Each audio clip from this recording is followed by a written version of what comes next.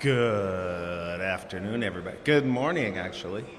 Feels like afternoon. I've been up for a while. Welcome to Fire Station 1, St. Paul Fire Department headquarters. We will have a speaking order of Fire Chief Butch Inks, Senator Amy Klobuchar, Mayor Melvin Carter, Julie Paidar, and Assistant Chief Jeremiah Melquist. Welcome to Fire Station 1. Here we are. Everybody got their audio? Lovely.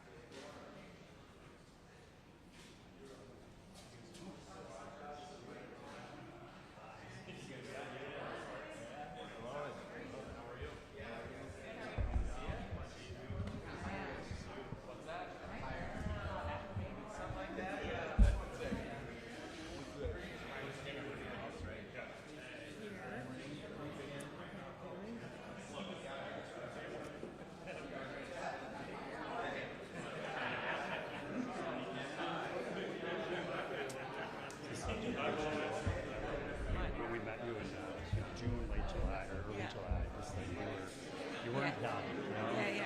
We were going to do this again. So Yeah, super. exactly. Yeah, go right there. Yeah.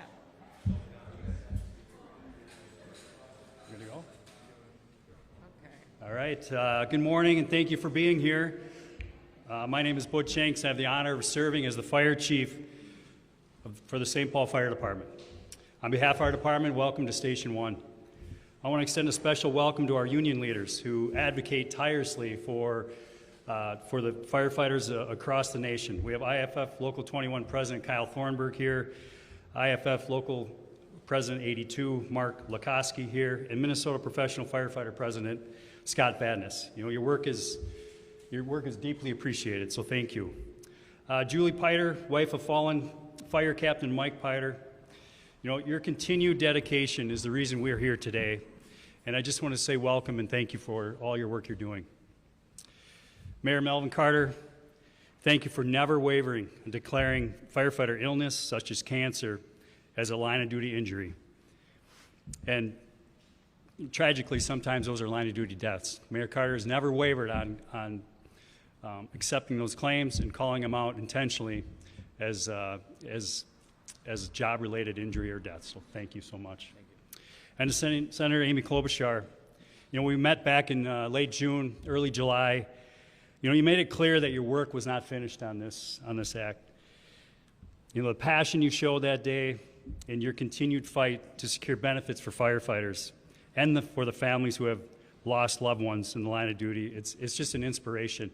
You know, coming off the heels of 9/11 yesterday, and what we've said from day one of 9/11 is we'll never forget. And this act is very intentional on we will never forget. So thank you. You know, the St. Paul Fire Department, we're built on proud traditions of service and sacrifice. And we're doing everything we can to prevent cancer or diagnose the women and men of our fire department early on with cancer. Right now, going on next door is cancer screenings to determine if we can find it early enough that we can provide treatment for our people. But the fact remains that over 70% of line-of-duty deaths in our profession are cancer-related. And so no matter what I shouldn't say no matter what we're doing our best to call it out and diagnose early on, but the fact remains that the chances are that, very likely some of our folks can get cancer. And so, Captain Paidar's passing, it's a solemn reminder that service-related illnesses are line-of-duty tragedies. And so the Honoring Our Fallen Heroes Act it's about ensuring the families left behind receive the recognition and support they deserve. We always say, I've heard everyone here say that families also serve, right? We thank us for our service, but families also serve. And this act intentionally calls out and recognizes and provides benefits to the families that serve alongside of all of us that serve. So thank you. Now it's my honor to introduce, one of the champions for not just this act and just firefighters, but for the fire profession in general, our Honorable Mayor Melvin Carter. Mm-hmm. Go ahead, Melvin. Well, thank you, Chief. I appreciate that. It's an honor to be here this morning. Senator, thank you for your championship of this work. It really means a lot to us to know that we have someone who is not just in Washington, D.C., but who is really representing us in Washington, D.C., and taking the concerns of our community members and our firefighters to Washington, D.C. with us. I'm always proud to stand behind you, to stand with you, and we appreciate your leadership on behalf of Minnesota and the entire country.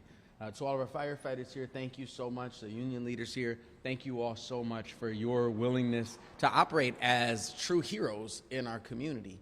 Who put yourselves in harm's way. The chief mentioned families serving, and I'm one of those family members. Many of you know that my father is a retired St. Paul police officer, and let me tell you, I was sure every day he went to work that there was something on a piece of paper that was a job description.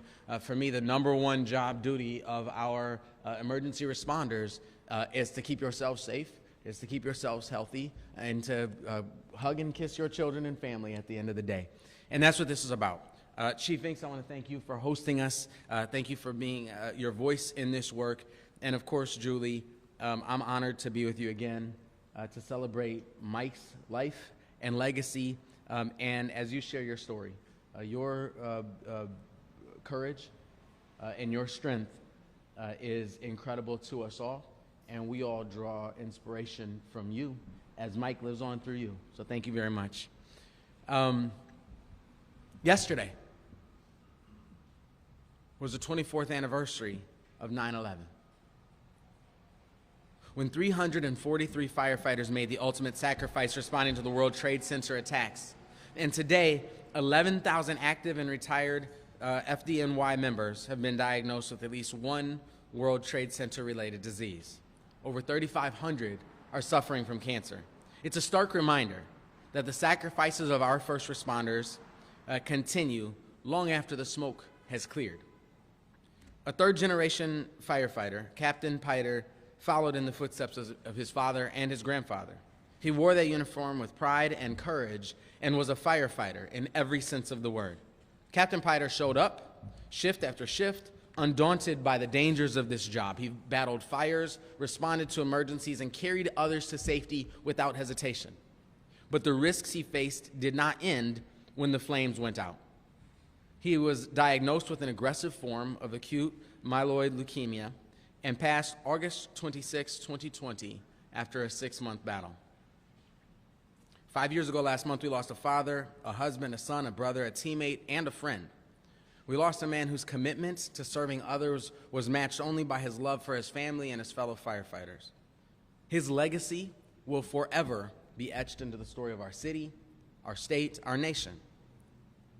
Before his death, cancer was not considered a line of duty death, which shut out families who literally gave their all to our communities, to our country, shut them out from federal supports. Even though firefighters face a 9% higher risk of being diagnosed with cancer and a 14% higher risk of dying from cancer. Through the steadfast advocacy of Local 21 and the entire Paidar family, Captain Paidar became the first firefighter in Minnesota to be awarded the Public Safety Officer Death Benefit after dying of occupational cancer. That decision was historic because it marked the very first time our nation officially recognized what firefighters have known for decades. The cancer caused by this work is in line of duty death, regardless of when it happens. This recognition set a precedent for every firefighter and every family who may one day face the same heartbreaking reality. The bipartisan Fallen Heroes Act expands the Public Safety Officer Death Benefit to cover firefighters who die from job-related cancers. And it goes a step further, making sure that safeguarding our firefighters' health is our priority. That's why we've invested in saunas in our fire stations. That's why we purchased the state's first fully electric fire trucks. That's why we're deploying new equipment that reduces exposure to carcinogens and new equipment to wash our uniforms and everything else that we are doing. Because fulfilling the legacy of Captain Paidar means leading the way in protecting those who protect us. And with that, I want to say thank you and welcome again, and thank you for your leadership to our Senator, U.S. Senator Amy Klobuchar. Thank you so much. Thank you. Thanks so much, Mayor, and thank you to all of you. I was saying I got up at 3 a.m. Minnesota time to get the 6 a.m. flight out of Washington. Got here because I really wanted to make this case now. The timing is really important because not only the obvious with 9/11 and that anniversary and the memory of all the firefighters running to the building and all that we lost. I actually most remember that day. We all remember where we were. I dropped my daughter. She was just starting school, off at school, and went over to one of the moms of one of her friends to drop off like a PTA check. And the mom was watching the TV and the tower collapsed, and she said, my husband's best friend is a firefighter in New York. And she saw the firefighters. He lost his life in that fire. And that's when I always think about that, her saying that, never ever thinking that people would lose so many loved ones. And that happened that day.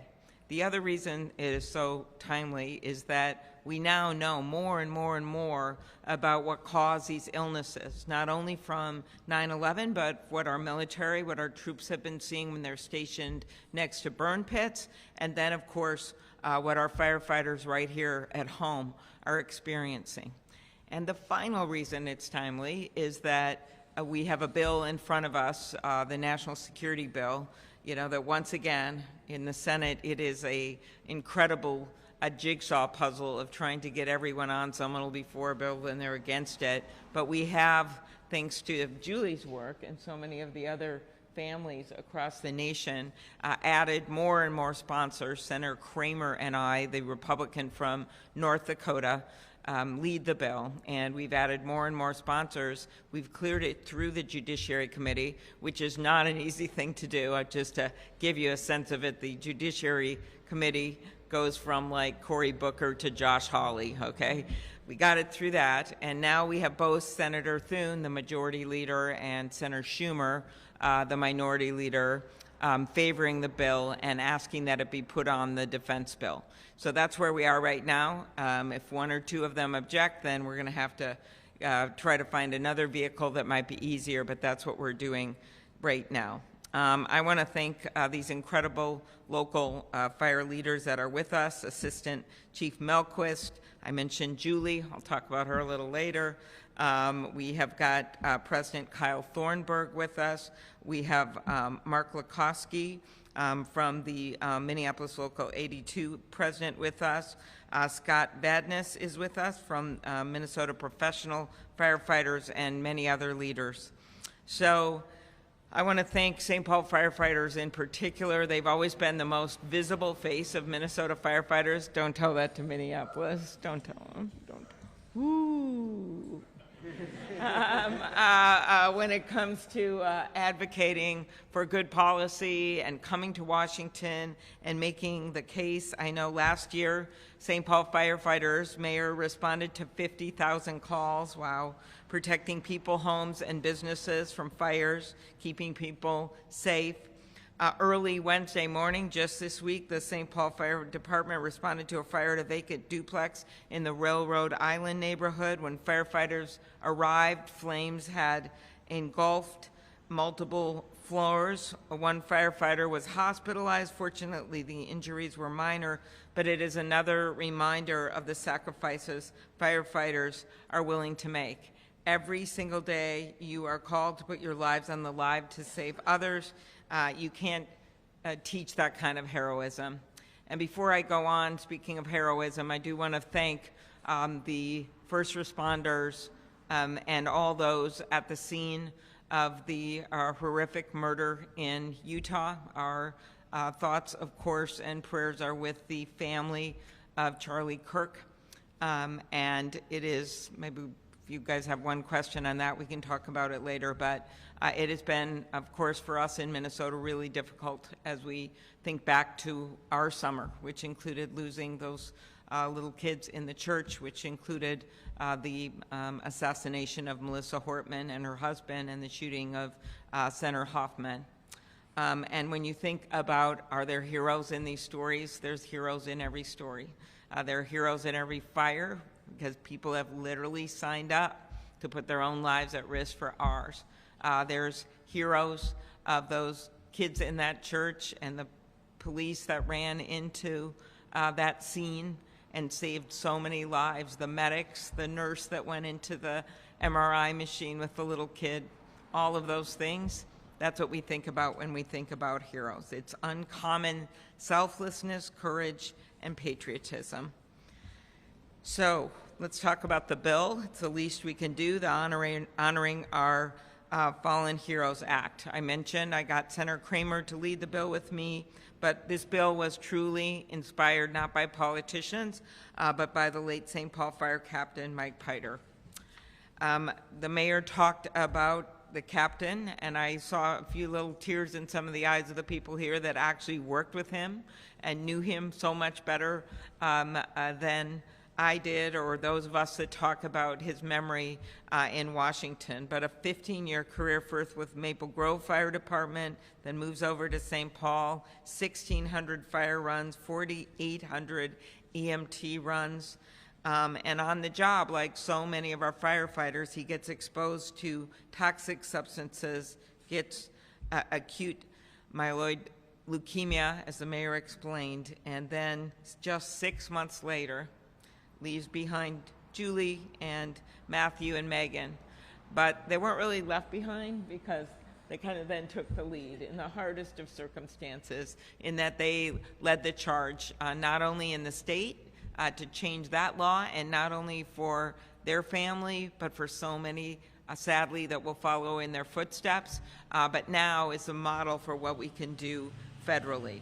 And I want to thank the union, for IAFF Local 21, for making this such a priority. That's how I first heard about this bill, and they came to me with the idea, and then all of a sudden the nationals decided they would be helpful as well, and we really were able to get a lot of sponsors. So what the bill does is it ensures that firefighters and other emergency responders across the country who lose their lives to service-related cancers or become permanently and totally disabled as a result of them are eligible to receive benefits under what we call the Federal Public Safety Officer Benefits Program.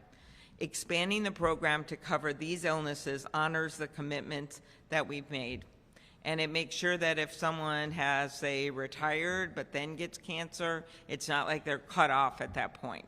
Those were some of the issues that a lot of people around the country have been dealing with, where they actually get cancer, but then they say, well, we don't know what it's from. And we're able to make this a very broad definition because of what we've seen out in the field. As I mentioned, the bill now in the Senate has 58 co-sponsors, thanks to Julie. She probably talked to everyone. Okay, I talked to a few. And has the broad support of everyone from Bernie Sanders to Ted Cruz. Okay, you're welcome. And I will note it also built on the work that we did early on with the late Fire Lieutenant Brett Boss from Albert Lee and his family. And that's when we began this journey by creating a firefighter registry. And I co-sponsored that bill with a few others, but that actually was the beginning, because then we were able to show the facts, to show the numbers, so then we could make the case for these benefits. The Honoring Our Fallen Heroes Act is about recognizing that not all on-the-job injuries are immediately apparent, and that is one of the key things, as I noted. But it's also about honoring Mike's memory, and every firefighter, their family, should have the solace knowing the hard job that they've taken on, that there are people that are going to be there for them. So I want to thank you, and I think next up is Julie. That's what I thought. So I think I've given you an ample introduction, Julie. You're incredible force, not just in Minnesota, but nationally. Thank you so much. Thank you. Okay. I feel like I'm having a full moment here. Before Mike became a firefighter, he was actually on your side of the camera. He worked in the news, so I'm trying to remember what Mike would have done on that side. So what did he do? He was a photojournalist, so he had definitely had the height to get a good shot. So, just a little bit about Mike. You guys have heard so much about him already, but he passed. It was just 5 years ago. And so when Mike was diagnosed, it was Valentine's Day 2020, came out of the blue. We found out he had cancer, and it was acute myeloid leukemia, and we lost him 6 months later. During that time, Mike was in aggressive chemo regimen in the hospital. We thought we would be able to be out in 30 days, but what happened in those 30 days was this thing called COVID. Mike, I was able to see Mike for 21 days in a row, and then I got kicked out of the hospital. And after that, Mike spent another 50 days in the hospital, could not see his firefighter family, could not see us in person. And throughout that whole time, the words that Mike kept telling me was that no matter how bad it gets, somebody else has something worse going on. And through the whole 5 years, that has really resonated with me. Mike was always, anybody that worked with Mike knows he was always the king of one-liners. But he always said things and he always meant it, and I've taken that to heart. You ask, how can it be any worse than losing your husband? But As I've advocated across this country in support of the Honoring Our Fallen Heroes Act, I have met so many families with little kids that will never grow up to know their father or mother. And I have 2 children who were inspired by their father. They knew him for 20 and 22 years. So that's why I do what I do. I really feel that this is important to get this passed, because families that have stood by their firefighter, whether it was a career that answered the tones or they were volunteer and they were pulled out of their house during the middle of the night, the families love and support what their spouse does. And so if we can get anything passed to help those families, that's why it's important to me. So I just want to thank, again, in person, Senator Klobuchar. She has been an amazing model for so many of the families that I've met across this country, and she did it with grace. She introduced this in honor of Mike, but she also did it bipartisan. She reached across the river to Senator Kramer, and together they introduced this, and I think that speaks a lot about you. And our firefighters, as you guys know, they go out, they don't care what you do for a living, they don't care where you live, they don't care what you do for a job, just like they don't care what, they don't judge. And that's why I think your bipartisan is, to me, means a lot. So I just want to say thank you. Okay, thanks, Julie. Thank you. I did want to clarify that for the mayor, that across the river to Julie and me means the Red River, not the Mississippi. Sorry. Good morning, everyone. My name is Jeremiah Melquist. I'm the Assistant Chief of Operations, and I'm a 25-year veteran of the St. Paul Fire Department. We're here today to honor the memory of Captain Paidar, whose diagnosis and tragic passing is a story far too common among firefighters. His loss reminds us that the dangers we face don't end when the fire is put out.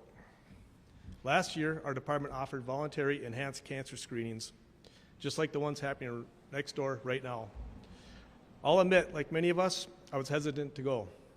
I told myself, I feel fine, I'm healthy. But at the encouragement of another firefighter, I decided to get screened. Not long after, I was told that some abnormal cells had been detected. Further testing thankfully showed that they had not developed into cancer. But that moment was sobering. I couldn't help but think, what if I hadn't gone? What if I listened to my own stubbornness and skipped the screening? This experience changed the way I look at my own health and the health of my brothers and sisters in the fire service. These screenings are more than a precaution, they're a lifeline. They give us a chance to be proactive with our health and to catch problems early before they take away years from our lives and time from our families. On behalf of myself, and I believe I can speak for many firefighters and their families, we are genuinely grateful these screenings are available and that benefits exist for those who need them. They represent hope, prevention, and support for the people who give everything to protect our communities. If there's one message I want to leave with today, it's this: don't wait until you feel something is wrong. Take advantage of the resources available and make your own health and wellness a priority. It could save your life. Thank you. And with that, I want to bring back our amazing Senator, Senator Klobuchar, to the podium. Oh, thank you. Thank you. Okay, very good. All right. Excellent. Anyone else? Yeah, maybe anything? Hi. Just clarify, so right now, it sounds like the benefits are available, it's just making them available to more people because they're capturing more people who otherwise wouldn't fall under that maybe perhaps more rigid definition of what a Right. service-related injury. Exactly. So there is a program already in place, but it is very narrow, and it covers narrow from our purposes. It did help a lot of people after 9/11. It was 9/11 related cancer, so you can imagine. So it covers those, which of course we should have covered. But then it covers COVID, PTSD related suicides. It has this kind of group of them. And so what this does is just makes it very clear that this covers various kinds of cancers that would be related to exposure from going into these buildings. And it really fixes a gap that is in the program now. Right, and also capturing them after they've left. So if they're on active duty, they're going to be covered in their benefits by health care or different things, but some of them retire and then they get the very same kind of cancer that someone had before that doesn't get covered. So that's why, and it also covers, of course, people who are permanently disabled, as I mentioned, and it gives them support as well. So that's what it is. And it's a couple $100 million over 10 years. So we had find ways to pay for it, which we have. What's the timeline for this potentially passing? It doesn't sound like it's an issue of getting Republican or Democratic support, but Yeah, with 58, we're almost over the magic number of 60. That's my job, Julie said, when I get back. That means you are like foolproof over any kind of filibuster. So and that doesn't mean the other people don't support it, because we have 100 of us, right? So the goal is to we're working on this defense bill, which includes other security-related things, including officers, and have a number of things in that bill to help Minnesota with the hangar for the new planes that we're getting out with the 133rd and other things.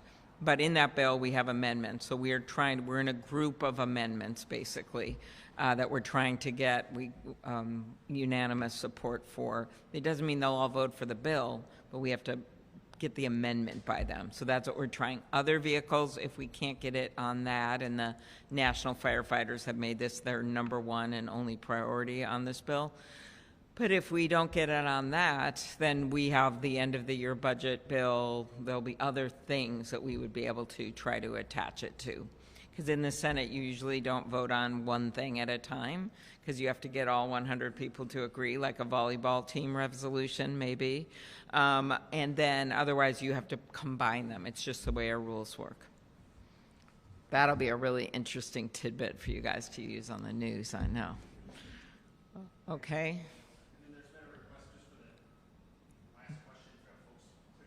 Okay, so you don't, it's just about do you have any questions of them, though, or Julie, or anything? Okay. Yeah, Mayor can stay up here, yeah, that's good. Okay, all right, yep. Senator, the suspect in the shooting, the assassination of Charlie Kirk has been apprehended.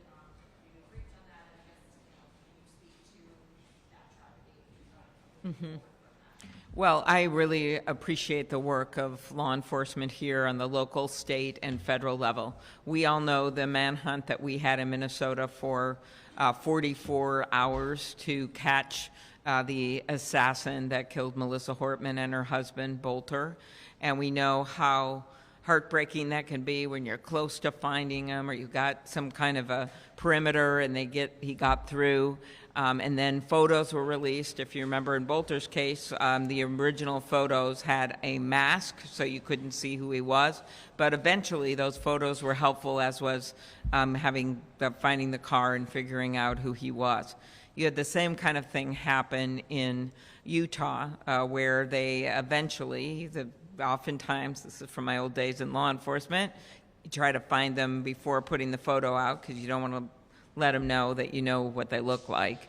They were eventually able to get tips and figure out where he lived. He was someone who grew up in Utah. I don't know the details. I watched the press conference this morning like everyone else. And they were able to get him into custody, which is a relief for the people of that state and the country. This is clearly someone who is filled with hate and who was just made a decision that he was going to shoot down someone in the middle of a political rally.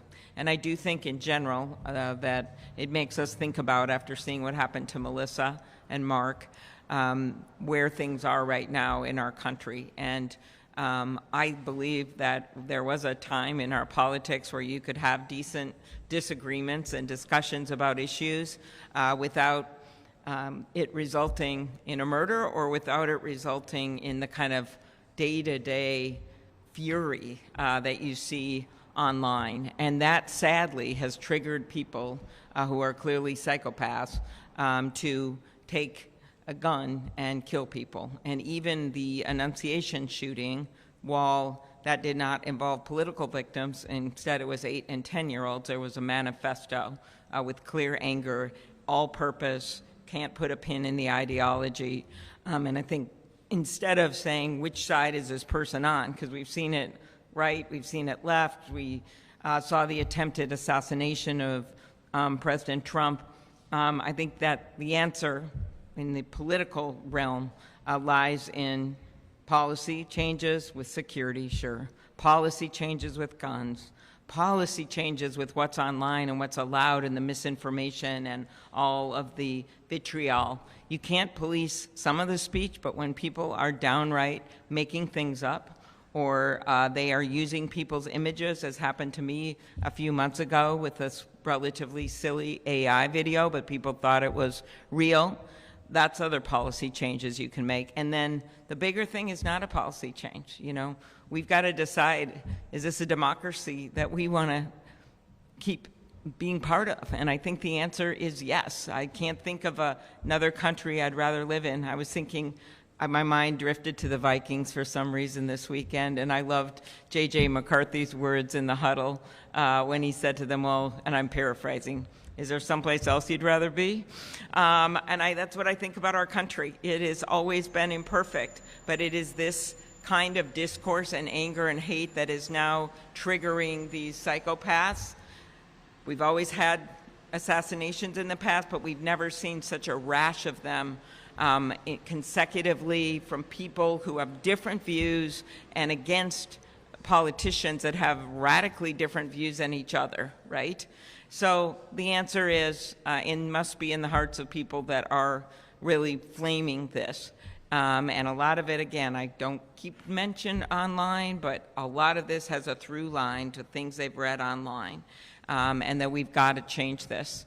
Or we're going to lose that incredibly unique American sense of having people who disagree with each other, sometimes adamantly, be able to have a discourse, hold events and rallies, and yes, even be friends. Senator, on another topic, could you update us where we're at with the U.S. Attorney confirmation of Amy Rosen and explain Sure. why you support given his lack of prosecutorial experience?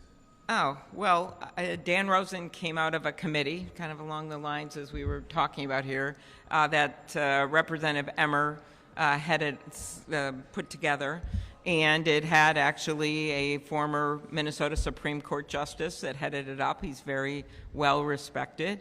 And they came out with 3 names. They went to the White House. Unlike what's happened in some states, Senator Smith and I felt that our process was worthy, that while he may not have had criminal experience, we have had other people in positions, county attorneys, U.S. attorneys that came from different experiences in Minnesota history who have done well.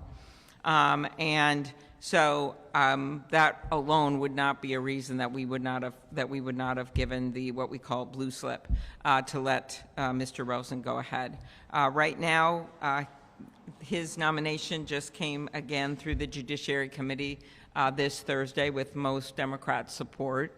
And then it'll be going to the floor very soon for a vote to the Senate floor or some kind of unanimous consideration or something like that because of that. Virginia is in the same, and I think there's a number of other states where there's been some Democratic support. I also want to commend the acting U.S. Attorney, Mr. Thompson, who has been just doing an incredible job in the hardest of circumstances. And he was also someone that I consulted with the administration. So, you know, sometimes you try your best and you put in good names, and they do a good job despite whatever disagreements you may have with the administration that's in power. I've supported every single U.S. attorney that we've had through Democratic and Republican presidents, including Erica from the last Trump administration. And if you can get to that point where you have an actual process and you get people that maybe wouldn't be your first choice, but come through an actual process that have credentials, I think you've got a better democracy, and it's a lot more support from law enforcement. Senator, really quick, if I may ask you about, you mentioned the manifesto of the Minneapolis shooter. That was like pre-scheduled to launch on YouTube before this happened. I know you often criticize big tech companies in these sorts of spaces. Is there something that Congress can do, or what are your thoughts about? Is there a way to pre-screen that to know Yeah. that somebody's going to commit You know, everyone thinks that just sounds impossible, but you think these are trillion-dollar, multi-trillion-dollar companies. They are making so much money off this content, and they make huge amounts of money when stuff goes viral in ads and the like, especially angry stuff. That does 5 times better than, you know, you're posting about your, you know, I don't know, your mom's birthday or something, okay? So that is one of the issues here. So I do think they should be able to have a trigger and figure out when things are scary that are put on there, and then try to tag it. I'd also like to see, and I do not know the details of the Charlie Kirk assassination and where the gun was from and all that stuff, but you know, there are triggers in some of these things with age for assault weapons that could trigger more thorough background checks or more delays in purchase, so you have more time to do the background checks, or some kind of assault weapon ban, because, and again, it does not apply in the Kirk murder because that was not an assault weapon, but certainly in the church case and in the Uvalde and Buffalo shootings, those were all, think about this, they had just turned 18, and they were looking on the web, and they bought assault weapons when they were 18 years old on the web. So you wouldn't be able to catch all of these, but if you did something with age, if you did something better with background checks, nothing is going to solve all of it, that is for certain. But there are things you can do that are really smart, that don't hurt hunting in our state. That is, I always look at these things and think, do they hurt my Uncle Dick in the deer stand? They do not. And there are some really smart things we could do that would really take care of some of this. I don't know if you want to add anything, Mayor, on the gun front. Happy to. Yeah. Happy to. We've shared our work with mayors across the state, and thank you, Senator, for that leadership at the federal level. I saw what you were doing. Yes, well, I appreciate that. Our work with mayors across the state will continue. We shared last week that we are going to be proposing 4 policies as city policy. 1, banning public possession of assault rifles. 2, banning binary triggers and some of the extended magazines that turn a regular handgun into a machine gun. 3, banning guns in our parks and recreation centers and libraries. And 4, the simple act of saying that every gun in our community has to have a serial number. Those 4 things, as we've talked to folks around the state, those 4 things share broad support from Minnesotans, frankly, as sort of a bare minimum standard of what can be done on guns. But they also are too much for our state legislator. By state law, we are preempted against enforcing those policies. And so we're going to continue to bring those forward. We're looking forward to we're working right now, and we'll look forward to sharing with you that other cities are joining us in that effort. And we have to have a major conversation in our city, in our state, about if those things are things that we Minnesotans, the vast majority of us in the metro area, and the vast majority of us in greater Minnesota, believe are bottom line standards that we can adhere to, and our state legislature actually outlaws them. That ought to be a conversation in and of itself. Thank you, Senator. Okay, thank you. I think that's it. All right. Thank you, everyone. Thank you. Appreciate it.